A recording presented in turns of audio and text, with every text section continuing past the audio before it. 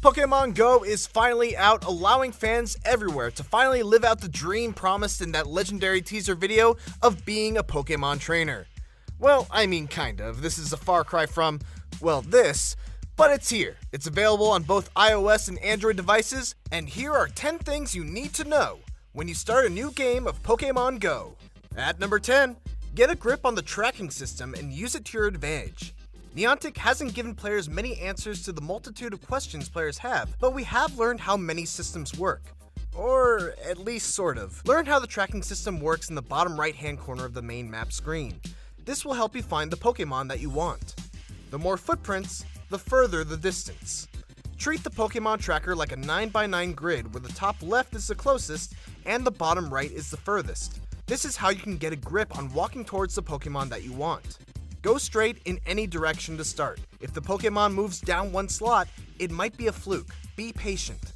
If it dips down 2 or 3 slots, you're going the wrong way. You'll double your chances of the Pokemon showing up near you. The tracker must be open for this to work, many players have figured out.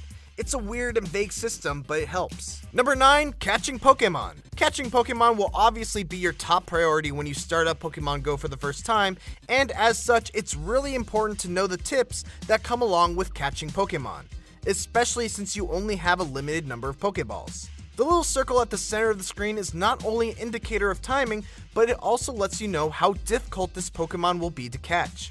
A green circle is what you're hoping for, as it means that it will be a fairly easy catch. Yellow is a step up, but still very manageable. Orange and red are very difficult captures, and chances are you're gonna want to use a better Pokeball or risk wasting a bunch on a failed capture. As far as timing is concerned, you should try to throw the ball when the circle is at its smallest. That will give you the best chance of capturing the Pokemon. I'd also recommend using your index finger as opposed to your thumb to increase your accuracy. Number 8, Pokestops. Unlike Pokemon, Pokestops will not cause your phone to vibrate when nearby, so you actually have to actively plan to visit a Pokestop or actively know when you're near one, because in order to reap the benefits of them, you need to be close by. When you spot a blue Pokestop on the map, you can touch it to reveal the name of the location along with a picture of it that can be spun. If you're too far away, spinning the picture will do nothing, but if you get within range, you can spin the circle to get a number of items including Pokeballs, eggs, potions, and revives. Once a Pokestop has been used, it will turn purple and you won't be able to get any more items from it until it refreshes in about 5 minutes. Just walk a few blocks, come back, and you should be able to grab items from it again. If you happen to live next to a Pokestop, you lucked out. You can just keep on checking back and getting items and EXP every few minutes. Lucky bastard. Number 7, powering up your Pokemon. Pokemon Go is not just about catching Pokemon, it's about raising them as well. Your Pokemon's strength is determined by their CP or combat points. Essentially, think of this like levels. The higher the CP, the higher level your Pokemon is. You can increase CP by spending Stardust, which is obtained simply by catching more Pokemon. Of course, you can also evolve your Pokemon, but unlike the actual games, this isn't tied to a Pokemon's level or a special stone. Instead, evolving Pokemon is done by getting enough of that specific Pokemon's candy. Every time you catch a Pokemon, you'll gain some candy for it, but you can also gain extra candy by capturing extra Pokemon of that same type and then transferring them to Professor Willow. Just make sure that you check the stats of the Pokemon you want to transfer, because once they're gone for good. Why would you go through the trouble of powering up your Pokemon, you ask? Well, number 6, challenging gyms.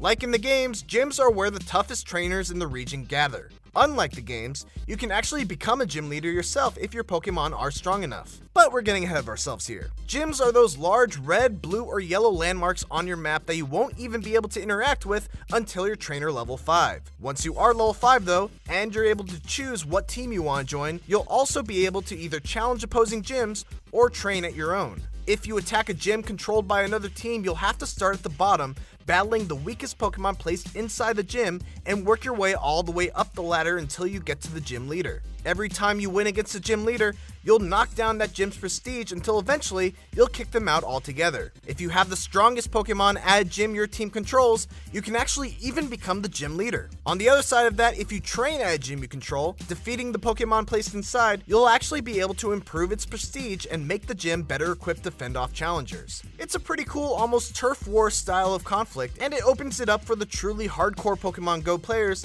to get something out of their time spent by potentially being able to become gym leader. Number 5, data and battery usage. As cool as Pokemon Go is, it really takes a toll on your battery. Fortunately, the game has an in-game battery save option that can be turned on and off. And if battery is a concern, you're definitely going to want to know about it because it manages to keep on all the important features like GPS and notifications when Pokemon are nearby, while making it so that the app drains a lot less battery while it's on. Data usage is also a potential concern for people with small data plans. According to player testing, the game will use up about 0.01 gigabytes an hour, which may not sound like a whole lot, and to be honest it's not, but it's still worth keeping track of when added to your already existing data usage habits. Number 4, let's talk about eggs. As you visit more and more Pokestops, chances are you're going to start getting more eggs that you know what to do with. Similar to how they worked with the games, Pokemon eggs will hatch once you walk a certain number of kilometers. That being said, you still need to place the egg inside an incubator, one of which will be provided to you at the start. In order to get more to incubate multiple eggs at once, you're going to need to buy more incubators at the store. And that's pretty much it. The amount of distance you need to walk varies from egg to egg, with some hatching after 2 kilometers, others after 5 kilometers and more. Number 3, the Pokeshop. Pokemon Go is a free app and you can do all the basic things like catching Pokemon, visiting Pokestops and reaping the rewards. And while Pokeballs aren't free, you get a ton of them at the start of the game and more whenever you level up. That being said, those who are willing to cough up some real life money are definitely going to find themselves able to make a lot more progress a lot faster. Players can buy Pokecoins, which will enable them to buy Pokeballs, incenses to make Pokemon come to you for a limited amount of time, the aforementioned incubators to speed up the egg hatching process, lucky eggs that will double your EXP game for a limited amount of time, and lure modules that will attract Pokemon to Pokestops, with other people also being able to benefit from the effect. Ultimately, it follows the usual tactic of free-to-play phone games of catering to those who have more money than they have time, which is kind of a bummer since it means that those who spend more money are likely going to be the ones heading up the gyms. And number 2, what about trading? Back when Pokemon Go was first announced, it was teased to have a system where players could trade Pokemon with each other, but unfortunately, as of launch, that system does not exist. There is no trading at the moment in Pokemon Go, but considering that it was such a prominent part of that announcement trailer, one would have to believe that it will be part of a future update. Because seriously, a game about collecting Pokemon without the ability to trade those Pokemon?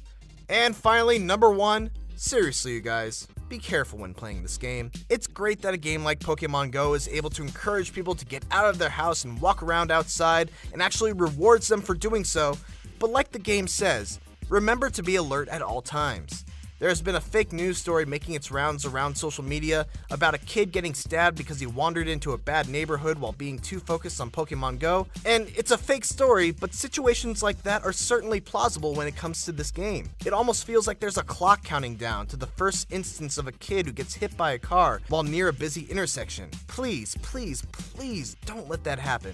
And those are 10 things to know about Pokemon Go. The game is definitely in a super rough state right now due to the server stress of its launch because of its popularity, but there's a really cool idea at the core of this game, and like I said before, it's pretty awesome to have an app that gives hardcore Pokemon fans an extra reason to get up, walk around, and explore new places. Thanks for watching this video, and hey, if you enjoyed it, why not do us a huge favor and drop us a like? If you're not already, subscribing is a great idea because we here at GameRanks put out awesome videos every single day.